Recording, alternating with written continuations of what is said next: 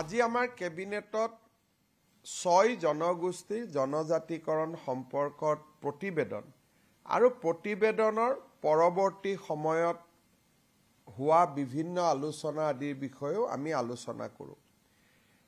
কেবিনেটত আমি কথা বতৰা পাতোতে দেখিছোঁ যে আমাৰ প্ৰতিবেদনখন খুব ভাল কৰি নপঢ়াৰ বাবে কিছু লোকে বিশেষকৈ CC2I কিছু বাতৰি কাকতত মন্তব্য কৰা বা সংবাদ মাধ্যমত মন্তব্য কৰা আমি দেখা পাইছোঁ।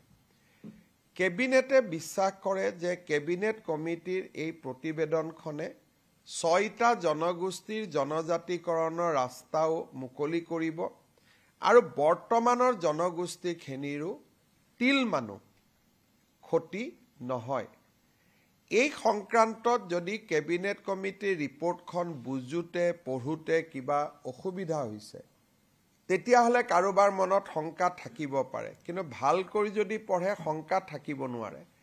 আজি কেবিনেটে সিদ্ধান্ত লৈছে মন্ত্ৰী ৰণোজ পেগু, কেশৱ মহন্ত, পীযুষ হাজৰিকা তিনিজনীয়া কেবিনেট কমিটিখনে CC2Iক এক আলোচনাৰ বাবে আমন্ত্ৰণ প্ৰতিবেদন তেওঁলোকৰ আগত ব্যাখ্যা কৰিব যাতে ইয়াত কোনো ভুল বুজাবুজি ৰাস্তা নাথাকে। কেবিনেট কমিটিৰ লগত বহাৰ পিছত যদি প্ৰয়োজন হয় তেওঁলোকৰ লগত ময়ো আলোচনা কৰাৰ কাৰণে আমি ৰাস্তা খোলা ৰাখিম।